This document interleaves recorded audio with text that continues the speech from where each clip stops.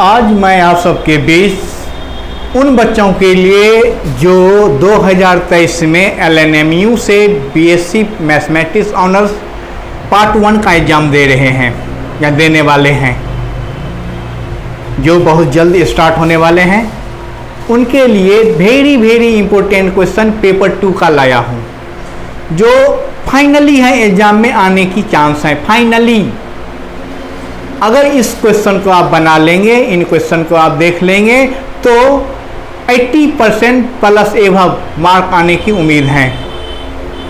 100% की गारंटी नहीं लेंगे, लेकिन 80% एंड एवब, हो सकता है 90 भी हो, आने की उम्मीद है।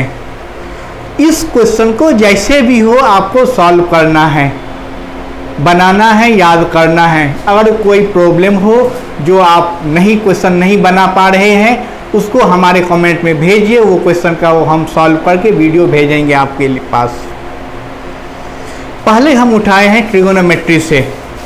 ये कर रहा है आपको पहला स्टेट एंड प्रूव डिमाइवर्स थ्योरम 100%, उसको याद कर लेना है। डिमाइवर्स थ्योरम क्या होता है, वैसे आप हमारे वीडियो प्लेलिस्ट में जाइए, वहाँ पे है आपका ये प्रूफ।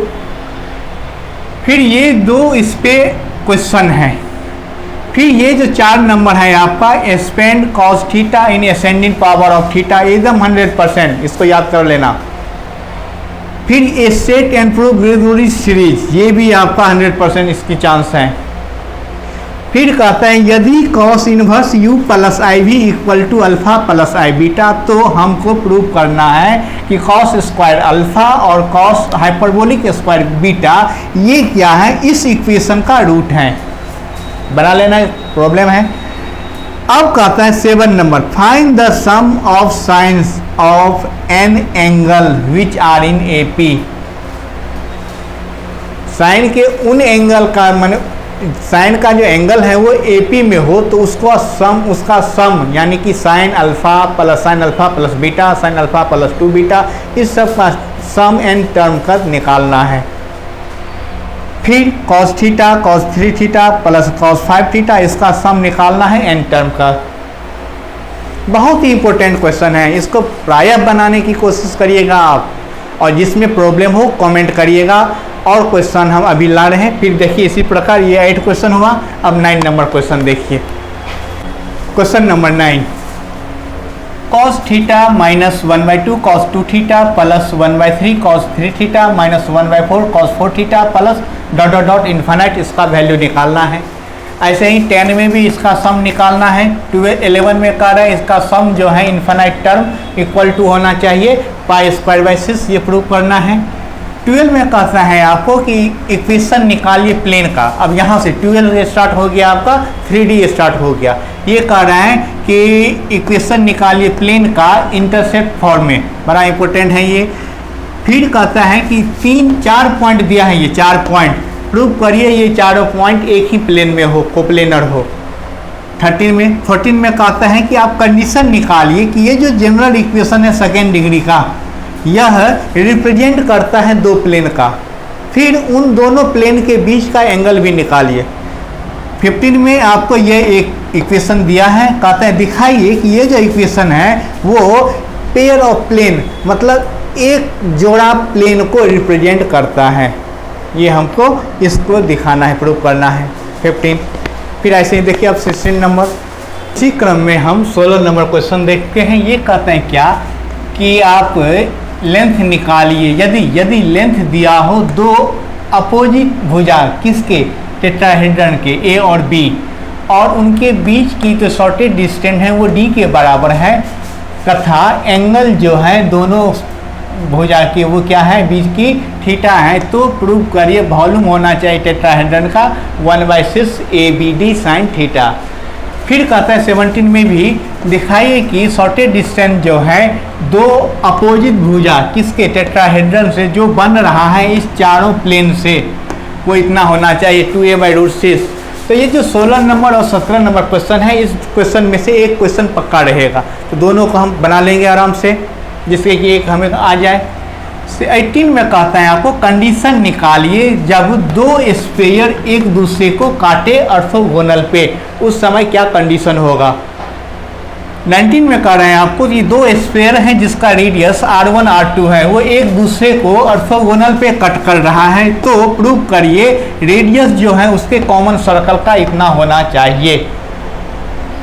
फिर 20 फाइन कंडीशन निकालना है जब प्लेन ये जो ls plus my plus nz equal to p plane है वो टेंजेंट होता है इसका। फिर 21 में कहता है प्रूव करिए कि सिस नॉर्मल जो है वो डाला जाता है एक बाहरी पॉइंट से। किसके बाहरी पॉइंट के? एलिप्सॉइड के बाहरी पॉइंट से। फिर आगे देखिए, अब हम लोग 2 नंबर क्वेश्चन देखते हैं। 22 में कहता है क्या, ये कोनिक दिया हुआ है, इसको क्रैश करना है कि ये किस टाइप का कोनिक है, पैराबोला है, हाइपरबोला है या इलिप्स है।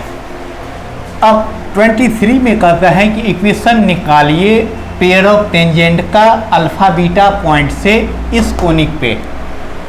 और 24 में प्रूव करना है कि दो कन्फोकल कोनिक जो होते हैं वो एक दूसरे को कट करता है 90 डिग्री पे। 25 में प्रूव करना है कि वन और केवल एक कोनिक कन्फोकल सिस्टम का स्पर्श करता है स्ट्रेट लाइन को। तो यानी ये जो 24, 25 है इसको जरूर बना लेना है, इसमें से एक पक्का रहेगा।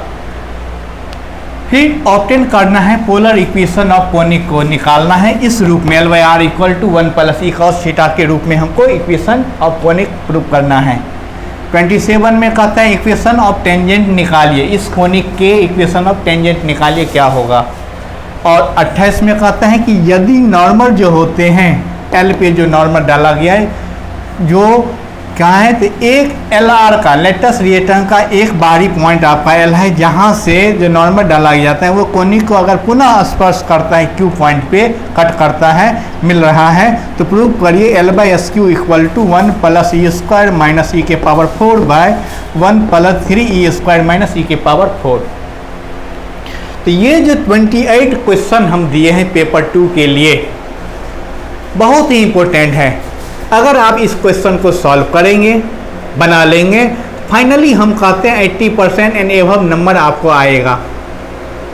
अब आपका काम है कि क्वेश्चन को एकदम पूरी नज़र से देखिए, पूरी नज़र एकदम सटीक कि कौन कौन क्वेश्चन हम बना पाते हैं, कौन कौन नहीं बना पाते हैं।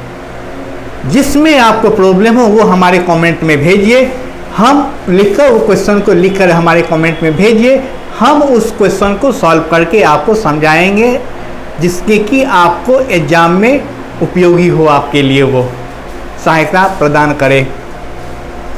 तो हम यही ऊपर वाले से दुआ करते हैं, आशा करते हैं कि वो मांगते हैं यही हम ऊपर वाले से कि वो आप लोगों को एकदम अच्छे नंबर से पास कराएं, हाँ, जिससे कि फिर हम लोग पार्ट 2 में मिलें। तो ये पेपर 2 जो पार्ट 1 के पेपर 2 में आएंगे आपका एग्ज़ाम में, वो क्वेश्चन आप देखें, बहुत ही इंपॉर्टेंट है, वेरी वेरी इंपॉर्टेंट क्वेश्चन है। तो फिर हम लोग नेक्स्ट टाइम मिलेंगे। अगर इसमें कोई प्रॉब्लम हो तो आप हमको भेजिए कि ये क्वेश्चन हम नहीं समझ रहे हैं, इस क्वेश्चन को सल्यूशन दीजिए, तो वो क्वेश्चन का सल्यूशन हम देंगे आपको। तब तक के लिए all the best, best of luck.